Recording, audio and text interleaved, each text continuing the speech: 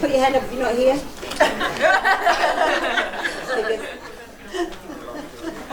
I'm not sure, that was my job. Heather. On the front desk there's a sheet. Oh, it's here. Good help's hard to find, isn't it? Okay. I used my cheat sheet since I only wrote it yesterday. Hello, everyone.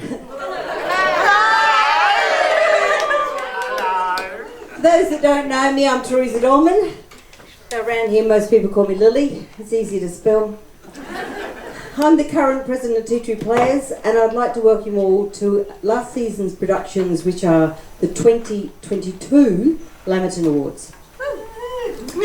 These awards are named to honour Robert and Diane Lamerton, who with a small group of like-minded people back in 1976 went and requested this building be used as a theatre to bring affordable entertainment to the community in this area. In those early days, the building was shared with local sporting groups and church recitals, meaning the set had to be taken down every night with the seats loaded into the shed so other groups could utilise the space. But thanks to this hard work of these people and many more over the years, we now have a theatre that other theatre groups are very jealous of, and an audience are extremely jealous of. Unfortunately, Robert Lamerton passed away early this year. Last year. But I'd like to thank Diane for still being available to come along to do this year's presentations. Ladies and gentlemen, Diane Lamerton.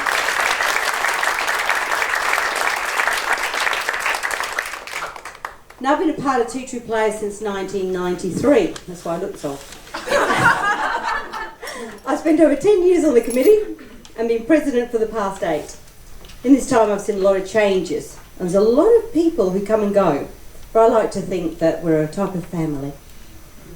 Someone asked why there's no charge for the barbecue.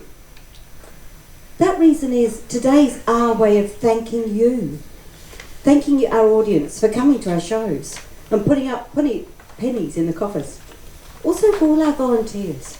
They selfishly donate their time to help with front of house, with sewing, with painting, with building, taking photographs, making props, lighting, dressing and makeup. And to show our appreciation each year, we offer this free barbecue and an award ceremony for the performances that you've enjoyed the most over the last 12 months. It's for these volunteers, busily working behind the scenes, that the President's Award was announced. Each year we find someone who has gone above and beyond, who can work in a switchboard, to help in one way or another without any real recognition. And this year is no exception. It's going to someone who's actually been involved in the company for over 12 years.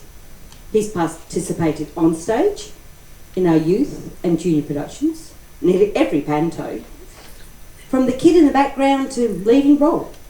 He stayed involved with the adult productions. He now works on stage, backstage.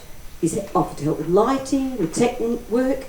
He's organised our new crew shirts and joined the committee. He's a tireless and quiet worker. I call him BP, the quiet achiever.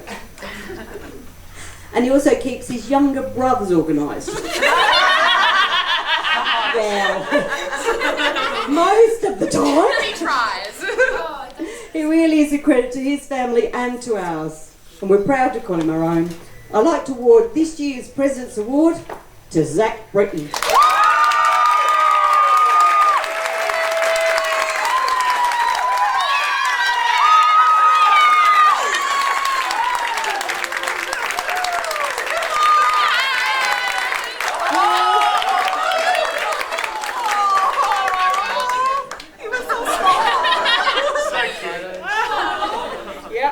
It's growing up before your very eyes.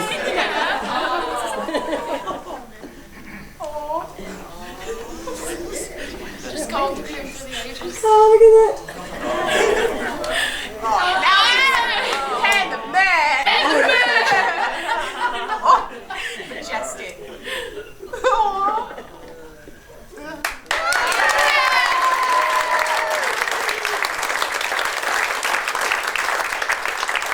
And now he's the first one who gets to walk the red carpet. And Diane will present him with the trophy. Yeah, where's the long hair?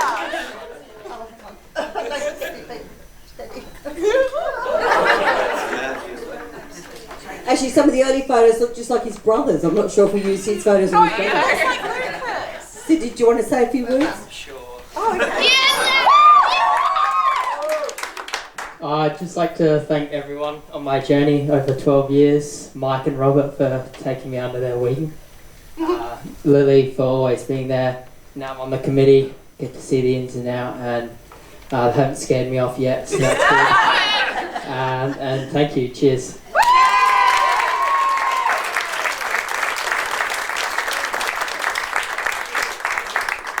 And now for the awards that you voted for, our audience.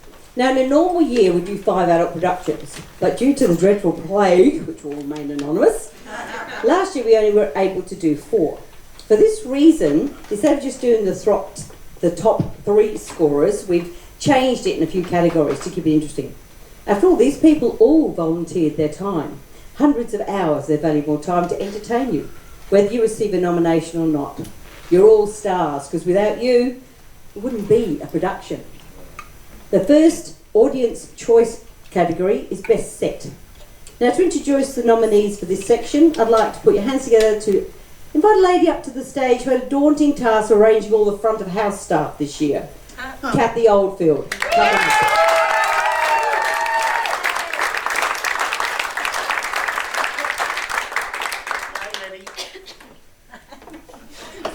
The golden envelope.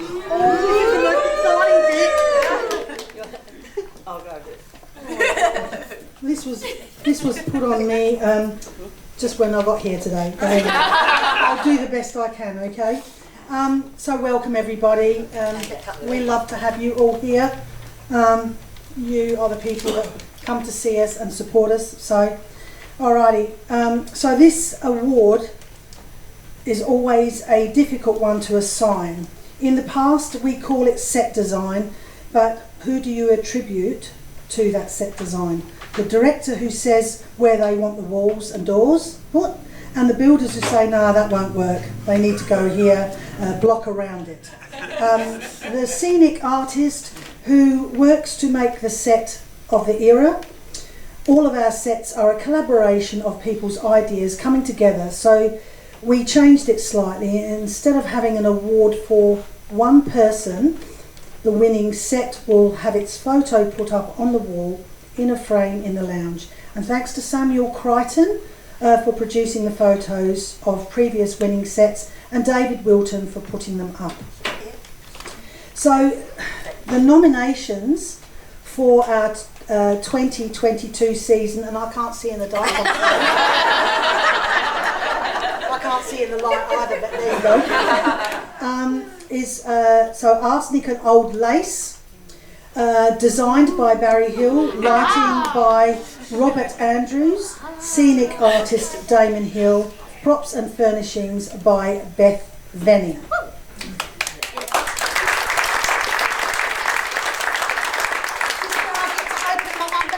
No, I got to the next one. Oh, the one sorry, I told you I was new. And then the Vicar of Dibley, designed by Robert Andrews, lighting by Mike Phillips, scenic artwork by Damon Hill, props and furnishings by Beth Venning. Now I can open it.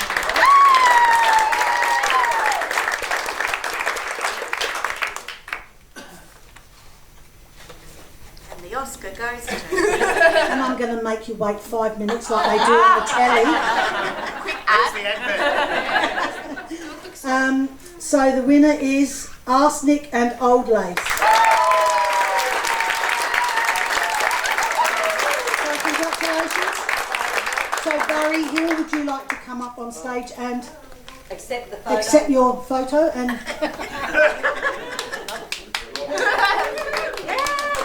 where is he? It's going to be a long walk. That's We only okay. have one set of steps. Look.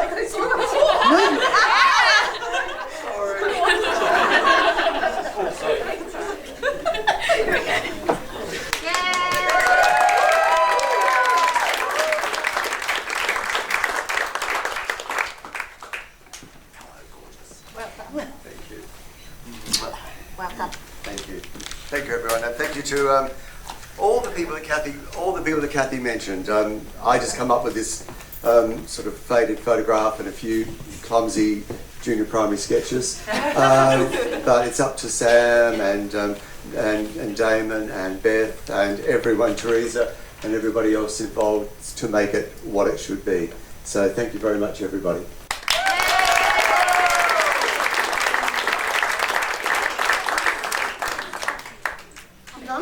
Yep, thanks, Kathy. What's that I said about good stuff? Unfortunately, with highs, there's always lows. Over the past 12 months, we've lost some very special members of our theatre company. One was Marion Moore, a lady who started with Tea Tree Players back in 1981. She not only appeared on stage, she directed, she was a member of the committee, she held offices of president and secretary. She also spent tireless hours working with Joe Allenby and the Monday Ladies producing costumes. She retired to Queensland in 2013, to be near her family, but still remained a good friend to Joe and the theatre community. Marion once wrote a poem. It was just before her and Joe, I think, went off for a trip to Alaska or Canada or something. And it was about her time in the sewing group, and it was called Meticulous Measurements. Do you know what meticulous measurements are? Not something you can put in the boot of your car, not anything eaten to make you get slim, or exercise things to find in the gym. Jo has a book where the M&Ms are stored.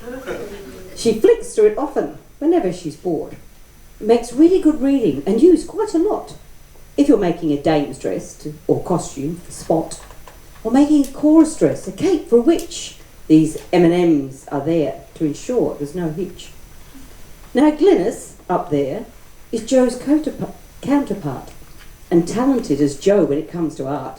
She dreams up designs, are which really clever, but honestly speaking, I wish it that she'd never.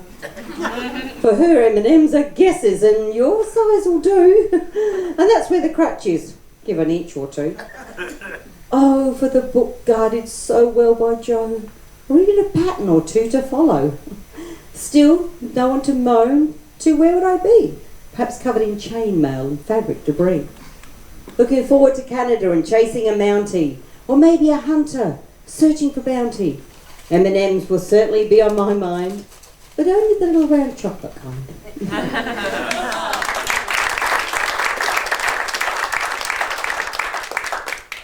The other one of special mention, of course, is Don Stewart. The majority of you well aware of Don's involvement with Tea Tree Players. He also joined the company in 1981, standing up on this stage, reciting The Man from Snowy River. He then joined and took a prominent role in the committee, and stayed with us for the next 40 years. He was always here to lend a hand either on stage, backstage, front of house or running box office, booking tickets, finally deciding to step back with his involvement due to health issues back in early 2021. Though he'd often pop in for a chat. While I was working in box office, I always knew when he was coming. You could hear that tuneless humming. And finally, by no means least, Robert, Bob Lamerton, as it was he, along with his wife Diane and a few friends, non-theatre people, that he begged to help him with the design and layout of this very theatre, to be able to sell it to the public as convincingly as they could. But those friends never joined him, just gave advice and wished him well. In those early days, as I said, they had to share this building with sporting groups and the Fairview Kindergarten before they had their own space, and sets and seats had to be put away every night and packed away. But Bob and Di endured the first 5 years filled with constant opposition, including the City of Tea Tree Gully Council at the time. Tickets were booked by ringing their personal home number.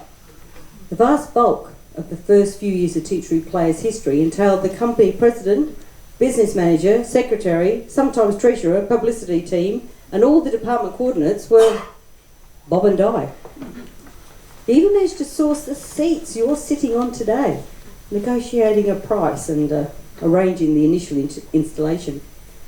We have a short video that was made from a live recording in 1985 when he pushed this company to get on a local morning show called The Touch of Elegance, hosted by the late Jay Walton. Some of you remember, yes, I can hear it. This features all three of the aforementioned people. And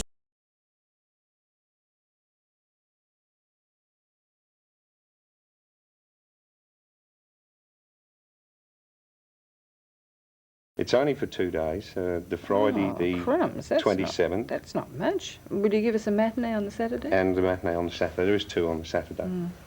That's if we survive, of course. With all those there's gunshots. fights and there's people falling down the stairs and they fall over settees and things like that. Now, Bob, which is your association, the Tea Tree Players or Yeah, Lee's? I'm the president of Tea Tree Players.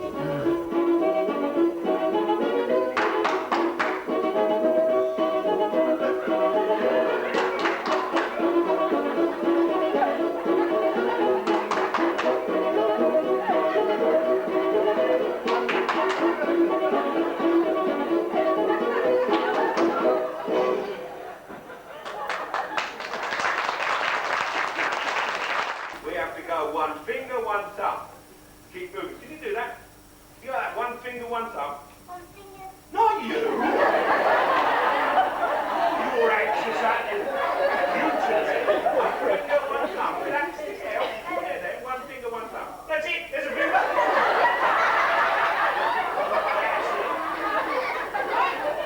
You do that. Well, you've got to do it. Right. You have to do an arm. What have you got there? Don't let Paddington see that. He's left him. You hold him in that egg. No way. Right, so it's over to the cast now. Why are you going round asking tiresome questions? Force of habit. Is it some fresh evidence that's turned up? Oh, it may be nothing. Won't you tell me? Not until I know how much it's worth. I'd like to save both you and Sarah any further disappointments. That's thoughtful of you. That's really why I came down, to ask you not to upset her. You see, she still has no personal recollection of the tragedy. That's funny. I only spoke to her for an hour or so that night, but she struck me as being very bright for her age. You don't know what she went through afterwards. She used to adore her brother. And when you went away, and we knew we'd lost him, she had a complete breakdown.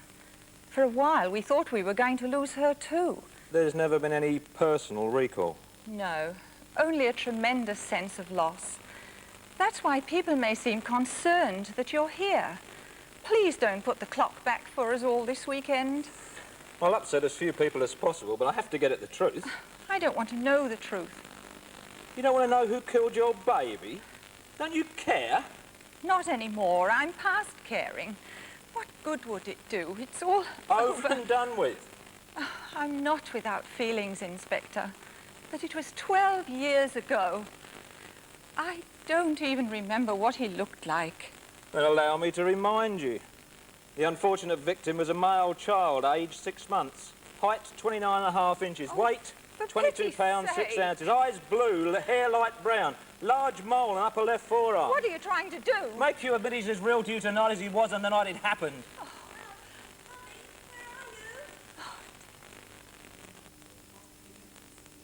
You have a chance to get along to Cat's Cradle out at our theatre, which is Tea Tree Players Theatre, Tilly Recreation Park, Surrey Downs, from the 22nd of March.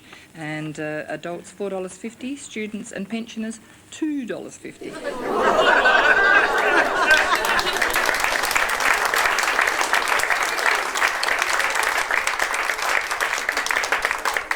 price has gone up a little bit.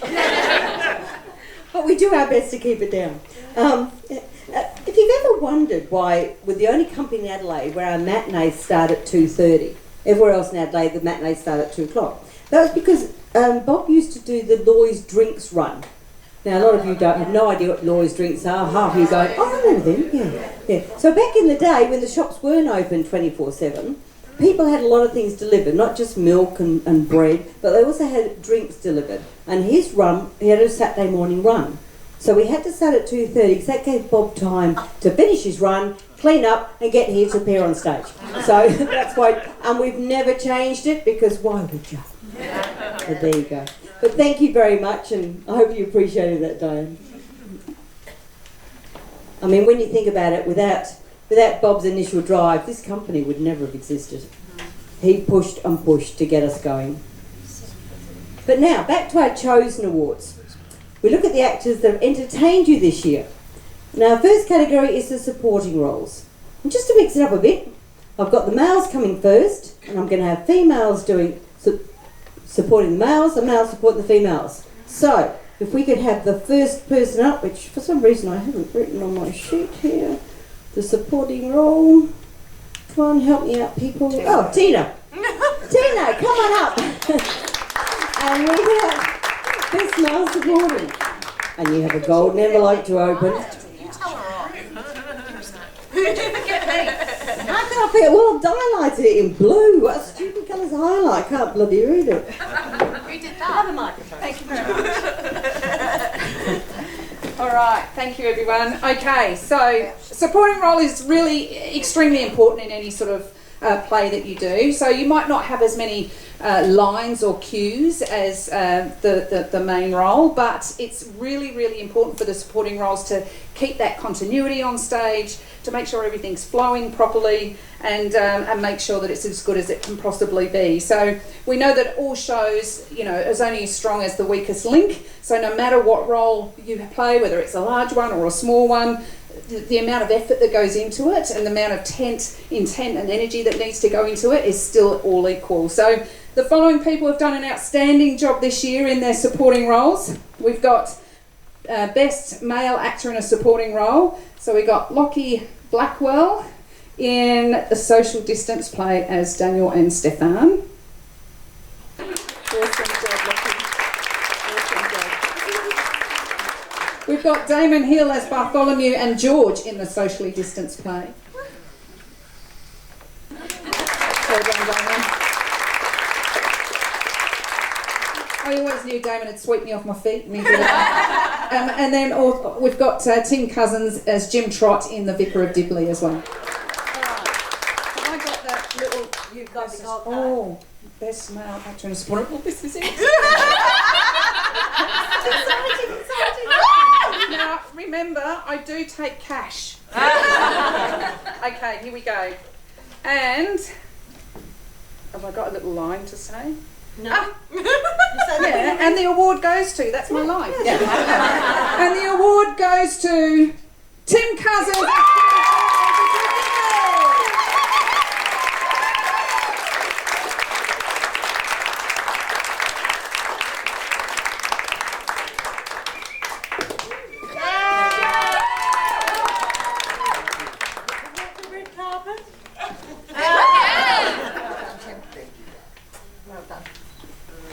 I won't need the microphone. You're showing the award, no one's showing the award. No one's showing the award, well I'll do. Is it a bit flash? What's a bit flash?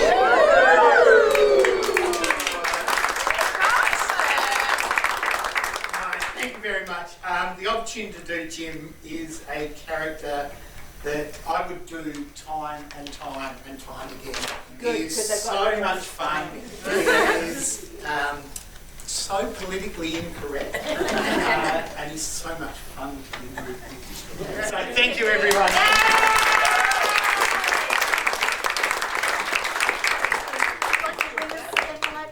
Okay, thank you, Tina.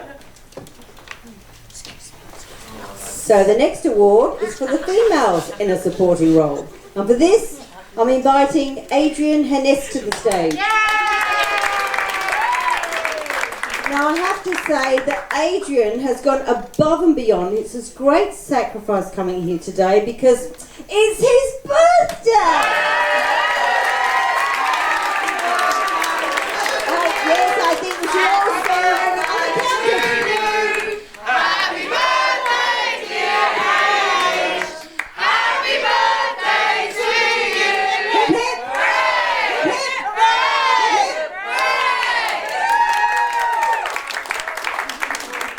Carry on. Thanks for that. Right, let's have a look here. Start with joke. Oh yeah. I watched a documentary on frogs the other night. It was real riveting. Anyway, Anyway, the nominations for Best Female Actor in a Supporting Role are Kristen Barnes as Amanda and Candy in the Socially Distanced Play.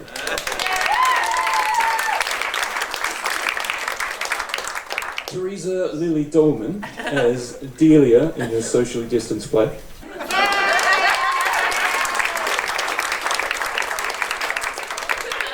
And last but not least, Katie Packer as Alice Tinker in The Vicar of Dibley.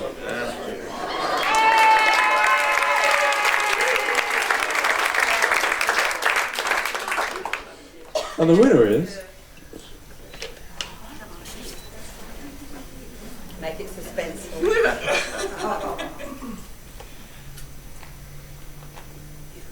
I'll see you all next week.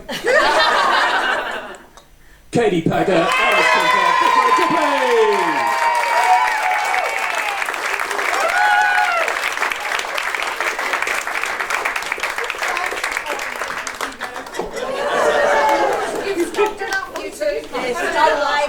We haven't got all day. I thought you were really.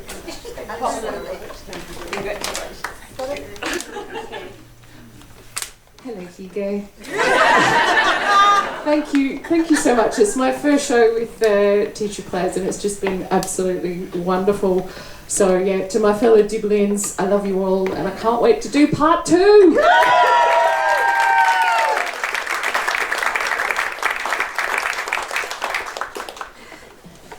Okay, now for the leading roles.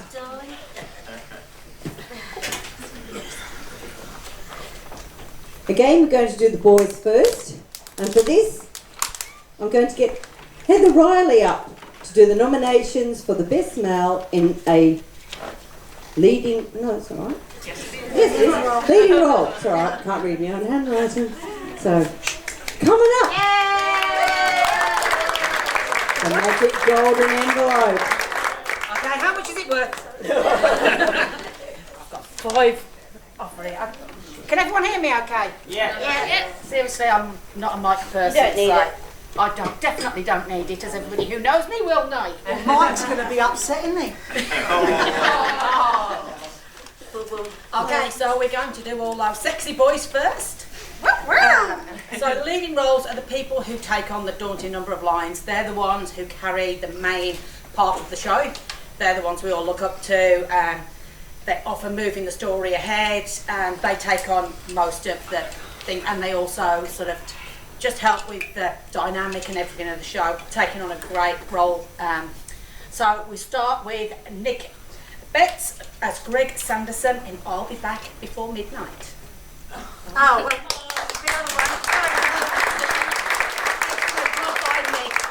and our second nomination is for John Hudson as George Willoughby, also from I'll Be Back Before Midnight. Excellent job there, John. And for his second nomination of the day, we've got Tim Cousins as Clive in the Socially Distanced Play. Congratulations, Tim. And our final nomination is Kieran Dawes as Mortimer Brewster in Arsenic and Old Lace.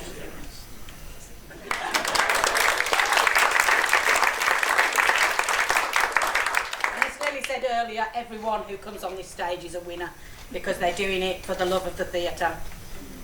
But the award goes to... What's this seal? The Lamerton Award 2022 goes to John Hudson.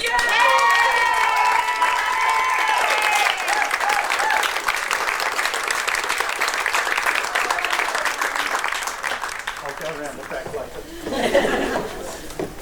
Congratulations.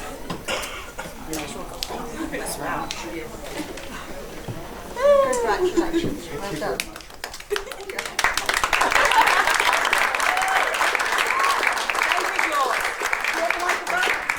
I'm not a microphone person either. Thank you very much, folks.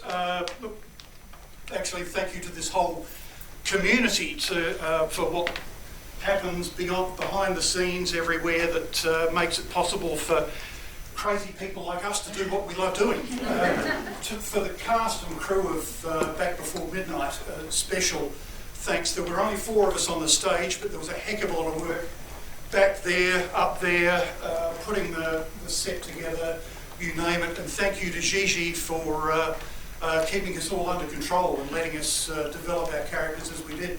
Thank you.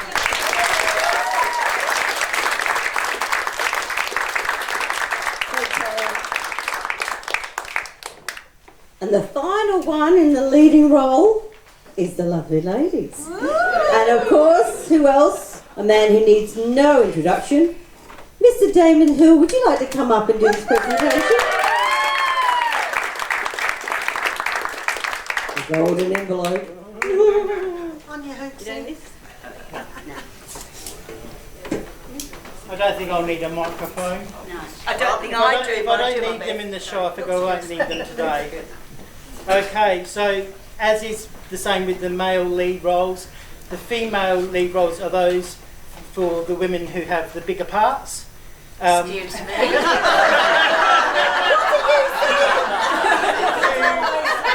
We do fast here, expect that sort of thing. So for the females who have the larger roles, spelled R-O-L-E-S, who carry the bulk of the show along with the male counterparts and have usually hundreds and hundreds of lines to learn. Okay, so the first nominee in the Best Female Actor in a Leading Role is Genevieve Hudson as Laura Sanderson in I'll Be Back Before Midnight.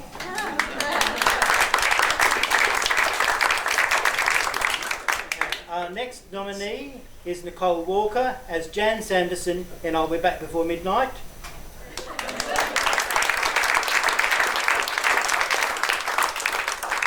Next we have someone who's very familiar.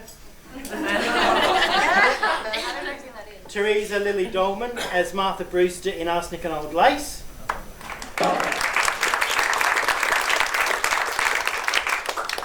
Next nominee, there's lots of nominees in this category. The next one is Heather Riley as Abby Brewster in Arsenic and Old Lace.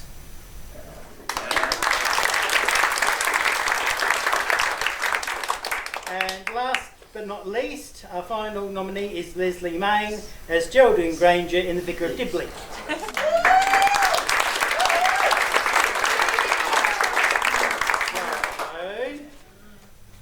Hang on, which way does it open? That way around. Okay, so the Lamerton Award for Best Female Actor in a Major Role goes to, I haven't got my contacts in, Leslie May.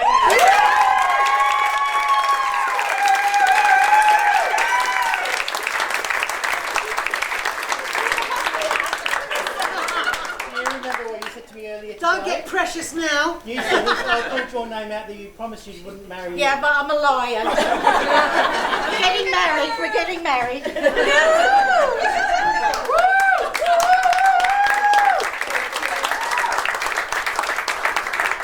Yeah, I'm loud, so you don't need a microphone. I would just like to thank Rob for choosing me to play Geraldine Granger, and I really want to thank the cast and crew because they made it so much fun on stage and off stage.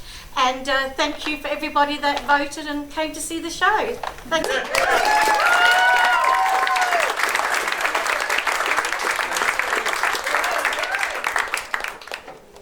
Thanks, Damon. We can go home now, see you later. Yeah, she's done her bit, she's off now. Now, Teaching Players not only produce 5 adult shows a year, I don't need the mic either, I just thought I'd be professional to try and use it. We also have a successful junior and youth group, we need Penny Phillips. Now, Penny and Mike are obviously at the moment off cruising through the Mediterranean, wherever it is, so they're not here. But we thought we'd show you a bit of what they've been up to last year. Last year the group combined to perform a near sellout production of Pan the Man, based on the story of Peter Pan. And we bringing Zach back for his last appearance in the youth production as Peter Pan, all grown up. For me and you, I think he got his Wendy as well. Zach, if I leave my window open. Now next year they've decided to combine again and do an old favourite called the 2061 A Space Idiocy. Trouble is, keep doing it, we're going to have to upgrade the year, because eventually it will be to 2061. And that's bound to be another sellout. So if you like the youth and juniors, if you want to bring your children to it, book now. The opening's online. Now, our theatre group is also well known for traditional pantomime. They've done one ever since 1976, and it is traditional. And this year, last year, we did Jack and the Beanstalk.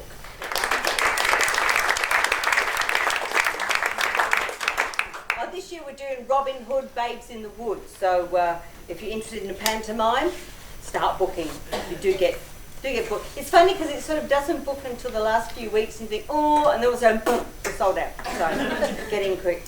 Now this last category for the evening is Best Director. And to announce this, I'd like to get up Chris Galippo to read out our nominations. So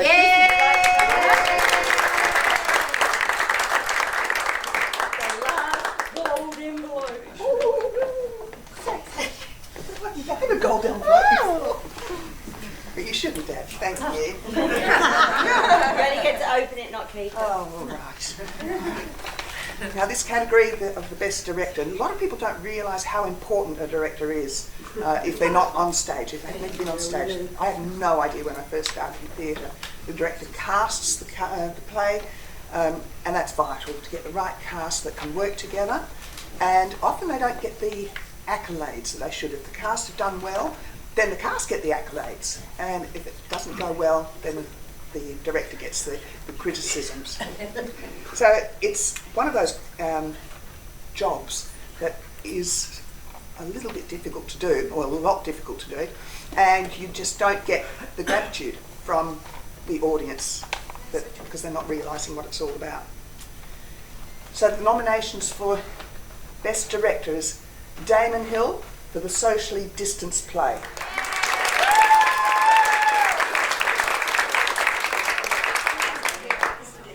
Nomination for the next production is Robert Andrews from Vicar of Digley.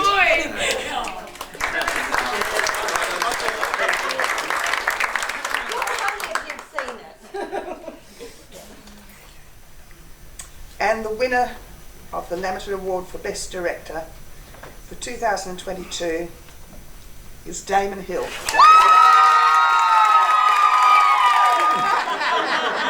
Hortons, you're on. He gets it every spring. She got it from her daddy. Who just gives her. She can't get past me. She doesn't know whose spaniel has it now. And we're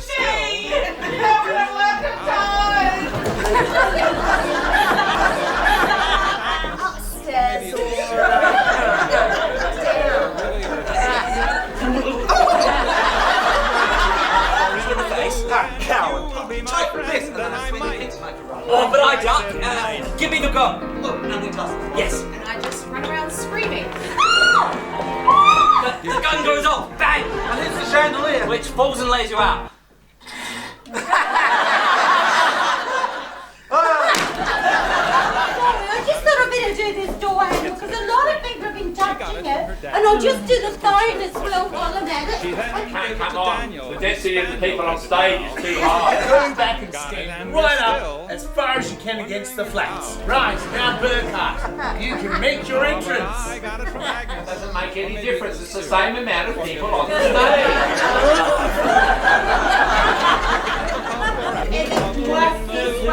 I want to be my friend, and I might.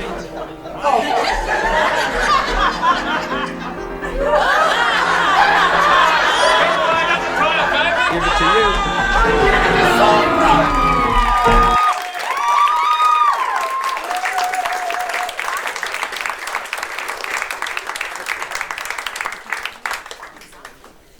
My husband.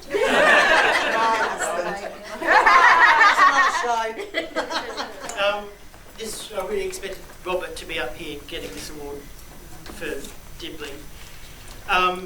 Thank you. As you all know, I wrote the show and all the rest of it. But it was the faith that the committee had to even do a show. They'd never been done before. They'd been written by a member of the company, but also the cast and the crew who had the faith in me and had the faith in me to do the production, and also the work that they put in to create their characters from absolute scratch, because they'd never been done before. So it was the work and the faith of all of you guys that made the show the success that it was. So thank you all.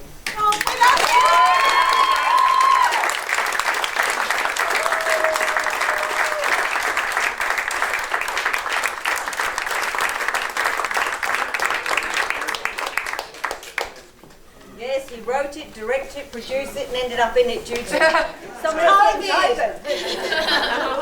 There you go. Well, that's the formal part of the proceedings over.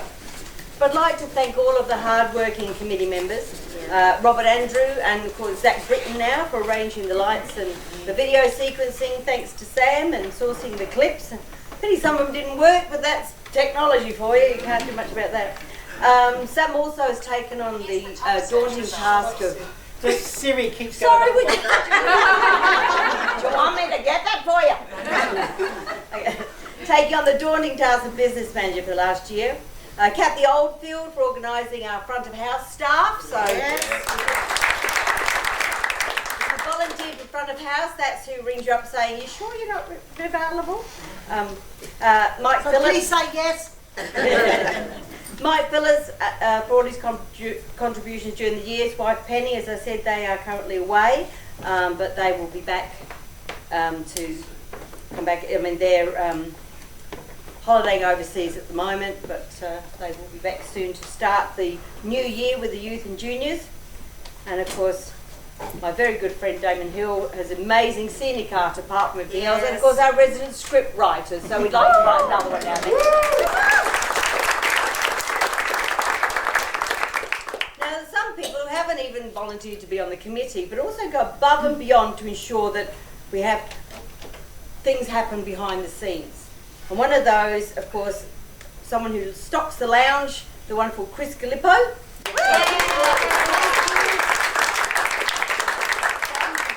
Where are you? You're in the office. Oh. Well, I left them where I said they're all here in the office, Sam. Oh, we're going to help us out. Take your time, darling, take your time. Slowly. Slowly we do it, step by step, and then we turn. That's right. Thank you. He's not. He's trying. He's trying. Sing a song. Go on. The two of them. Hey? Any? Oh, which one's? Yeah, there's should be 1, 2, 3, 4, 5, 6 of them. So bring one. Anyway. The pretty one. The pretty one.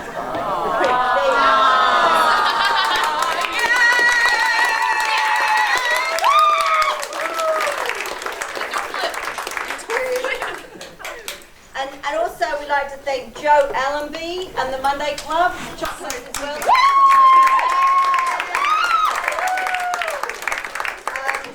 Making sure that no one goes on stage naked, unless of course it's in the script. So have you got chocolate? Did you hear that, Tim? Bad luck. Box of chocolates as well as flowers for Joe Allenby and the Monday Club. I even give him a running list. I don't know what I'm supposed to do. Run down. Yeah, did you have a rehearsal run? Maybe that was the problem.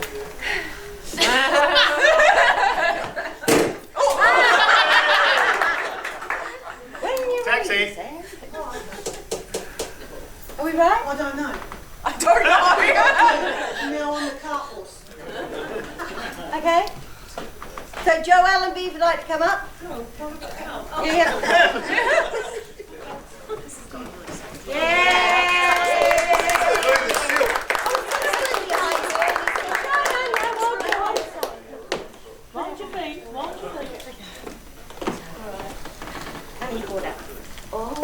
Two of those, I don't know. Let's say. I shall get them in a minute. What's that? The walking stick. Is she alright? I'll come back again. Just walk these. No. It's a walk not. Oh, I've got to get up there. Thanks.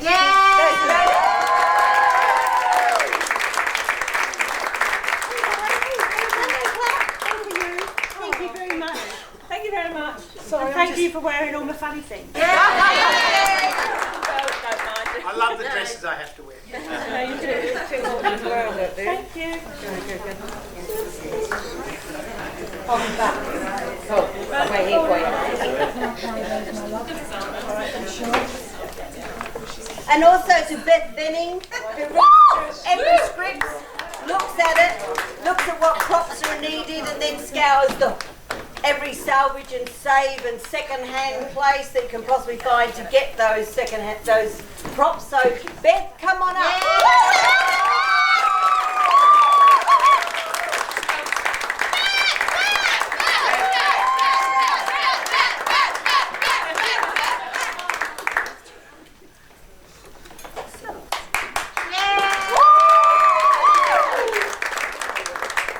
Thank you, everyone. It's always such a pleasure. I enjoy doing what I do. Thank you.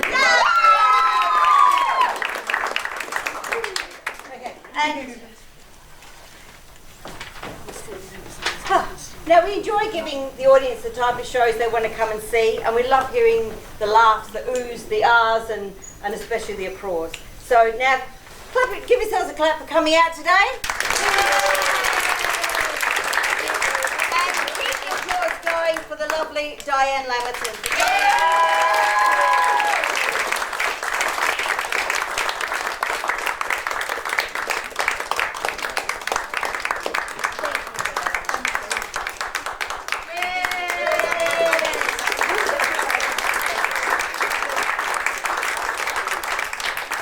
Well, that's it from me. So you can all nick off, or I think there's probably food left. You want to stick around, have a drink, chat with the cast, the crew, whoever you want to chat with.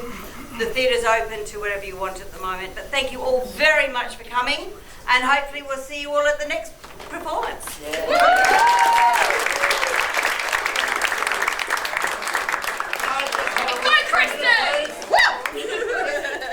On behalf of all of the audience, I'd like to thank the Tea Tree Players group for the fantastic shows they put on. We've seen some brilliant shows here. Some have been better than others, but never a bad one. So thank you very much.